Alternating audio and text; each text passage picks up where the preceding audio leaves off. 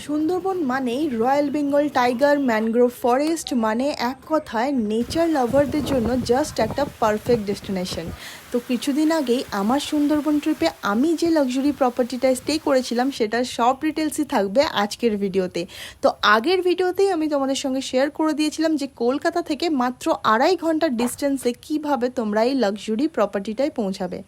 তাও আমি তোমাদের বলে দিই, এই লাক্সারি প্রপার্টিটা সুন্দরবনের ডালকি গোসাবাতে লোকেটেড।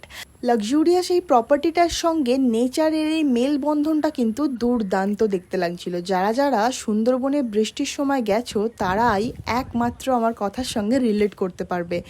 এই হিউজ প্রপার্টিটার সঙ্গে হিউজ সুইমিং পুল এরিয়াটা বৃষ্টির মধ্যে এতটাই সুন্দর লাগছিল যেটা মুখে বলে বোঝানো যাবে না। আর যে জিনিসটা একেবারেই মিস করলে চলবে না সেটা হলো কমপ্লিমেন্টারি ব্রেকফাস্ট, যেখানে বাঙালি খাবার দাবার থেকে শুরু করে সাউথ ইন্ডিয়ান সব কিছুই অ্যাভেলেবেল ছিল।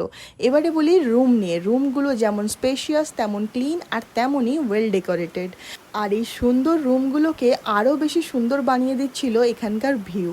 মানে প্রত্যেকটা রুম থেকে যে ভিউটা দেখা যাচ্ছিল সেটা কিন্তু এই রুমটার সৌন্দর্যটা আরও বেশি বাড়িয়ে দিচ্ছিল।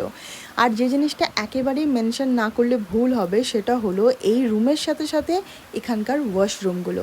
সত্যি কথা বলতে যে কোনো ট্রিপেতেই আমরা রুমের সাথে সাথে ওয়াশরুমটাকেও ক্লিন এক্সপেক্ট করি।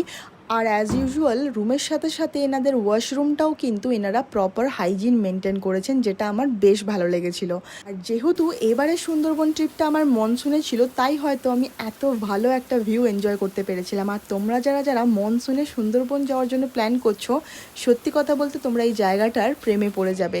আর এই হিউজ প্রপার্টিটার সঙ্গে সঙ্গে ওনাদের gym section, play zone area, একটা হিউজ সুইমিং পুল এরিয়া কি না নেই এখানে। তার সঙ্গে ইনহাউস রেস্টুরেন্ট, ক্যাফে, আর তার সঙ্গে বাঙালি খাবার দাবার, কন্টিনেন্টাল খাবার দাবার সব কিছু তো আছেই।